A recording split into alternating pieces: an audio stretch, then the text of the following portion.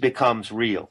But it's something that we can only know in real time, you see, and we can only know it in her timing. So the fantastic thing that I can do, I mean, I think it's fantastic for me, and I enjoy it tremendously, is to sketch out and plot the course of this timing. Wonderful. I just want to add that I'm really certain. Did you hear about this crazy news about emanations from the sun changing the half-life of certain elements? Yes. Yeah, have you heard about that? That was a piece of news that came up this spring very strongly a number of times, and I associated it with the onset of correction. And there was quite a bit of discussion about it with the people who got onto the navigation experiment with me. I think that that's an example. I have absolutely no doubt, she is completely animating and supporting every single biological, molecular, and atomic process on this planet. And I have absolutely no doubt that her healing powers are inconceivably vast and immense, and that we can be party to them. So I don't think it's a fantasy.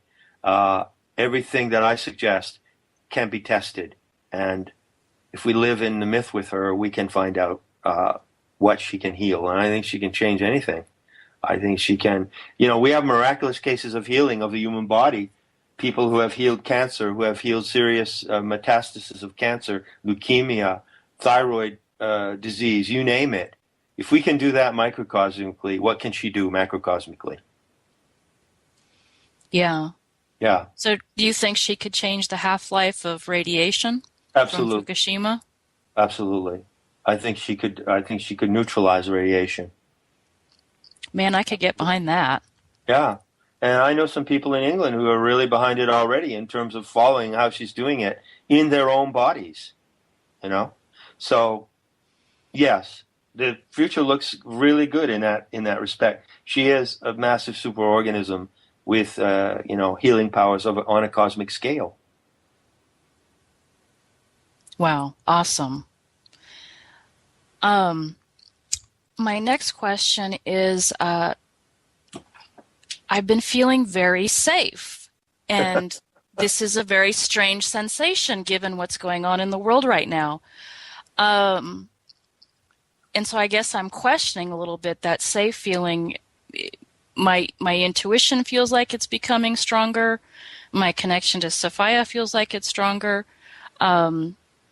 Is that what's making me safe? And can I trust that safe feeling, I guess? I think you can trust it. I have to tell you, I feel exactly the same way. And it really baffles me, because we're not doing make-believe here, and we're not into wishful thinking, We are realists at the same time that we practice the powers of the imagination and interactivity. And realistically speaking, this is really dangerous. We're in a very, very dangerous situation on this planet. These predators are out of control and they're not going to stop. And the probability that they will use those Flash Gordon scalar weapons again is very, very high. You know that, don't you? Yeah. Those of us who are looking at the picture realistically know that. And so I ask myself, how can it be that I feel more and more safe as every day goes by? I would attribute it to a couple of things. First of all, I have noted in tracking the perigee surges in the constellation of the Virgin, I've said that Sophia is hitting the thymus point of the human body, of the human organism, and she is boosting our immunity. And so I think that this may be an effect of having our immunity boosted, by which I mean both the physical and psychic immunity. You see? Mm-hmm. That you would actually feel that way. I would say that could be an effect of what she is doing to us, because she is working very, very hard on to mutate us into the form of humanity that accords with the original experiment for this planet. We've become a deformed species. We've become deformed because of a lot of things. starting out with the break between the sexes, then the takeover of patriarchy, then the falling into the power games, then, of course, in more recent history, industrialization, urbanization, poisoning of food. We become terribly, terribly deformed and lost our grounding to the earth. So she has to actually mutate us back to our genuine humanity.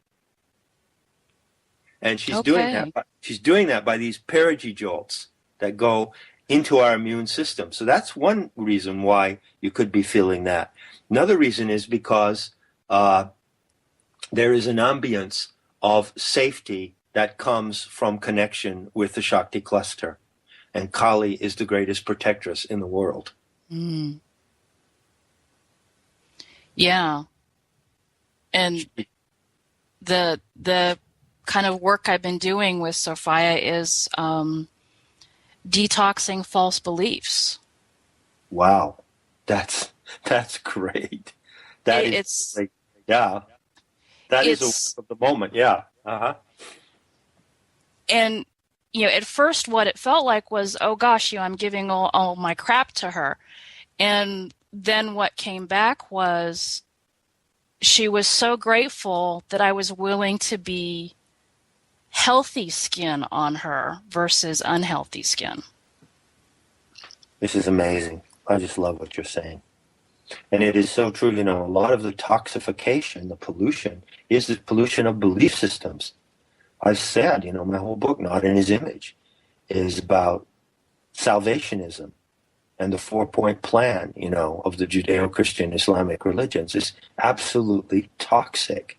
It's a toxic pathology that corrupts and poisons everyone who adopts it, So clearing belief systems is already a fantastic function of immunity.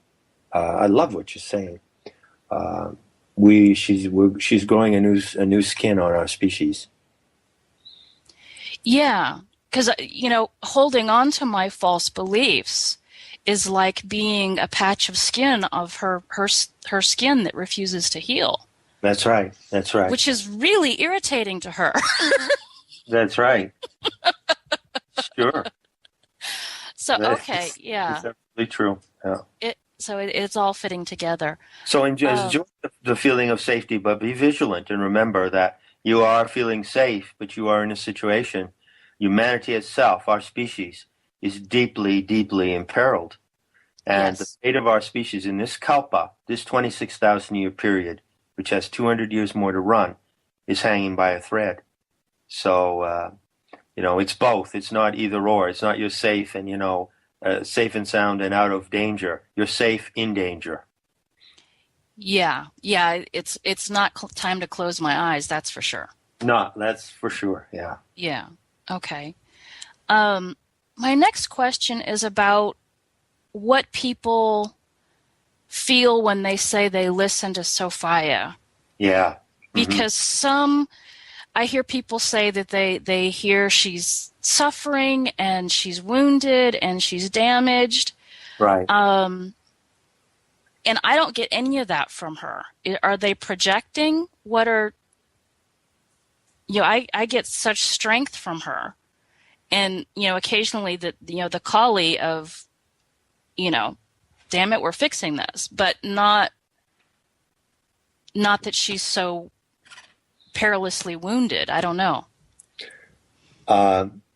Well, I guess I could be considered as someone who has a fairly intimate relationship to her. And speaking from my experience, I never get that from her. Never. I get from her such a shot of salubrity and power and beauty and generosity and delight. I don't get a feeling that she is wounded and suffering, and I do think that is a projection. Yeah, well, it's almost like they don't get how big she is, and so they can't respect the poor earth, like we're bigger than the earth. Right. Yeah, exactly. There is a real problem with that. They're not seeing how big she is. And there's a certain kind of residual arrogance in thinking that we could harm her that much, you know. This is not the case. And I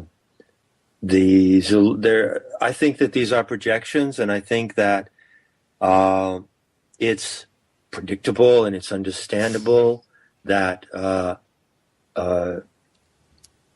people who are being drawn to her would be drawn to her first in the normal run of their emotions, you know, of their normal run of their sentimental emotions and projections and the kind of expectations that human beings have toward other human beings. But that would strip away. As you get closer to her, that strips away.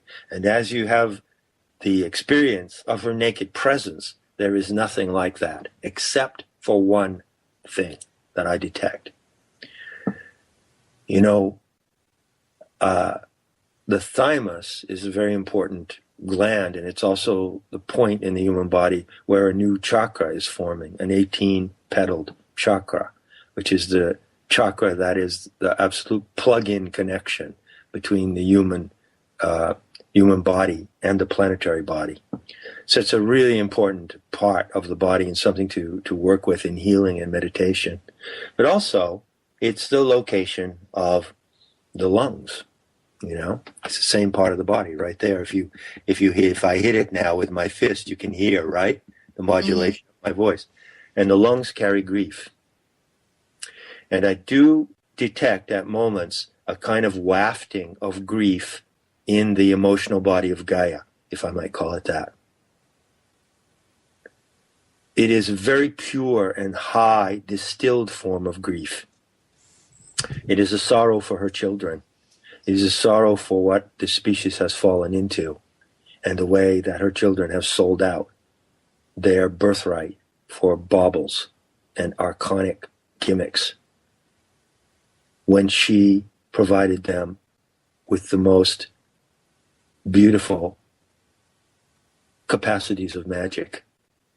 And so I do sense at times a bit of that grief, but I don't sense that she is injured. I don't sense that she is wounded or crippled in any way. And I don't sense that she is suffering, but she has some grief about the state to which she has fallen. And she is definitely not a victim. And she is her fate is definitely not in human hands. Yeah. Yeah, I've felt some of the grief, but not victim energy at all. Never. It's the only thing I feel, and it's just a tinge of it that comes up once in a while. But that's it. The rest of it is... Yeah. Yeah. My next question is, you said that Sophia is doing supernatural intervention to bring down the nightmare of domination. That's right. Should we assist her? Should we just get out of the way? Well, we can't assist her. There are certain things that only she can do. She has access to things that I can't even describe. It would sound like I was talking in some other strange coded language. I've referred to them before. The anaerobic filters in her system that carry certain archetypal structures, which in turn program and entrain the human psyche. These are things you see at certain levels of shamanic investigation with the organic light. I wouldn't go into a technical discourse about what they are, but I can tell you the conclusions I drew from observing them. One sweeping conclusion: the levels and deposits of trauma and confusion